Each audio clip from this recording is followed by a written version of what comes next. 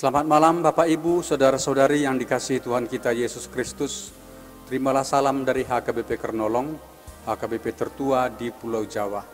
Sebelum kita beristirahat malam hari ini, marilah kita beribadah sejenak untuk mendengarkan firman Tuhan. Kita mempersiapkan diri, marilah kita berdoa. Allah Bapa Tuhan kami bersyukur kepadamu, karena Engkau telah memelihara hidup kami dan memberkati kami bekerja sepanjang hari ini. Saat ini kami mau merenungkan firman-Mu. Kami mohon kuasa Roh Kudus yang memampukan kami untuk mengerti akan firman Tuhan dan melakukannya dalam hidup kami. Dalam nama Yesus kami berdoa. Amin.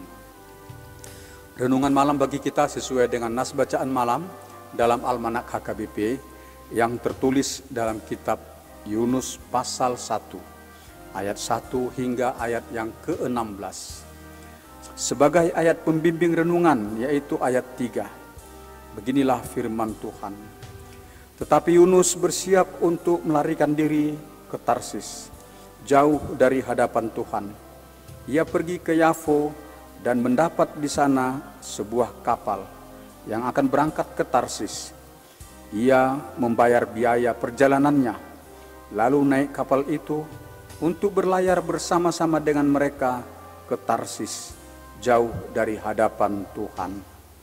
Tema renungan kita adalah jangan ingkari perintah Tuhan. Sahabat renungan malam Salom, Nabi Yunus bin Amitai adalah Nabi Tuhan yang melayani menyampaikan firman Tuhan di Israel Utara. Dalam Alkitab dicatat bahwa Nabi Yunus yang nekat mengingkari perintah yang diberikan Tuhan. Ia tidak melaksanakan tugas yang diberikan Tuhan. Ketika Tuhan menyuruh Yunus supaya pergi ke Niniwe untuk menyampaikan firman Tuhan, menegur dosa dan kejahatan penduduk Niniwe dan mengajak mereka agar bertobat. Yunus tidak menyukai tugas itu. Ia malah menempuh perjalanan ke kota yang lain. Mengapa Yunus tidak melaksanakan tugas menyampaikan firman Tuhan kepada penduduk di Niniwe? Apakah Yunus takut akan dicelakakan oleh penduduk Niniwe itu? Yang mendasari penolakan Yunus adalah perilaku kejahatan raja, penguasa, serta tentara Niniwe. Niniwe adalah pusat kerajaan Asyur yang telah berulang kali menyerang kerajaan Israel Utara yang berpusat di Samaria. Mengingat betapa seringnya kerajaan Asyur menindas Israel inilah, maka Yunus tidak bersedia menyampaikan firman Tuhan. Sebab Yunus menginginkan agar bangsa Asyur jangan bertobat. Dan dengan demikian maka hukuman Tuhan akan membinasakan mereka semua. Tetapi Tuhan Allah tidak ingin langsung menghukum bangsa Asyur yang jahat itu. Melainkan Tuhan ingin agar mengingatkan mereka lebih dahulu. Dan Tuhan harapkan mereka akan bertobat agar mereka terhindar dari hukuman murka Tuhan. Meski Yunus tidak mengucapkan kata-kata penolakan kepada Tuhan, tetapi dengan sengaja ia mengalihkan tujuan perjalanannya. Yunus tidak menompang kapal menuju Niniwe, tetapi ia menompang kapal menuju Tarsis. Tetapi Tuhan menghambat perjalanan Yunus dengan mendatangkan badai di laut. Dan para awak kapal itu berteriak-teriak memanggil dewa sembahan mereka.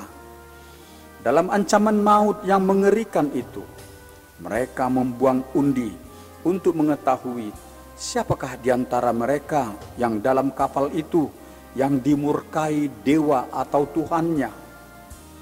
Maka mereka mengetahui Yunuslah yang dimurkai oleh Tuhannya.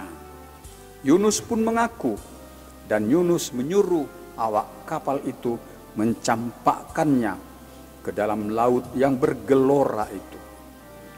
Lalu mereka membuang Yunus ke laut. Atas penentuan Tuhan, datanglah seekor ikan besar menelan Yunus. Bagi Yunus hal itu adalah kebinasaan dirinya, tetapi bagi Allah hal itu adalah cara untuk menegur Yunus, karena ia telah mengingkari tugas pelayanannya. Sahabat Renungan Malam Shalom, Tuhan meminta diri kita bersikap setia dan taat. Kita harus setia beriman, beribadah kepada Tuhan, dan dalam hidup keseharian kita harus taat melakukan perintah-perintah Tuhan dalam perilaku hidup kita terhadap sesama. Perintah Tuhan tentang kejujuran, perintah Tuhan tentang kebenaran, kasih dan kedamaian, serta hidup dalam kekudusan yang telah kita terima di saat kita beribadah. Firman disampaikan kepada kita, haruslah kita taati dalam perilaku hidup kita. Janganlah melakukan hal yang bertentangan dengan perintah-perintah Tuhan. Iblis memang terus berupaya menyesatkan pikiran kita agar kita mengingkari perintah Tuhan. Tetapi kita harus melawan tipu daya iblis dan meneguhkan hati kita untuk selalu mematuhi perintah-perintah Tuhan Allah. Kesetiaan dan ketaatan kita akan membuahkan kasih, berkat Tuhan yang indah bagi kita. Tetapi jika kita mengingkari perintah Tuhan, maka teguran dan murka Tuhan ditimpakan kepada kita, dan hal itu akan menyusahkan hidup kita. Tuhan juga menginginkan agar kita menyampaikan firman Tuhan, menegur teman atau di antara keluarga kita yang kita tahu perilaku mereka tidak mematuhi perintah Tuhan. Agar dengan teguran yang kita sampaikan, mereka pun dapat insaf dan kembali melakukan hal yang baik dan benar, dan mereka pun luput dari teguran dan murka Tuhan. Ada nasihat firman Tuhan kepada kita dalam surat Galatia pasal 6 ayat 1 mengatakan, saudara-saudara, kalaupun seorang kedapatan melakukan suatu pelanggaran, maka kamu yang rohani harus memimpin orang itu ke jalan yang benar dalam roh lemah lembut, sambil menjaga dirimu sendiri supaya kamu jangan kena pencobaan. Demikianlah renungan bagi kita malam hari ini. Tuhan Allah Bapa memberkati kita. Marilah kita berdoa. Terima kasih ya Allah Bapa, kami telah mendengar firman-Mu.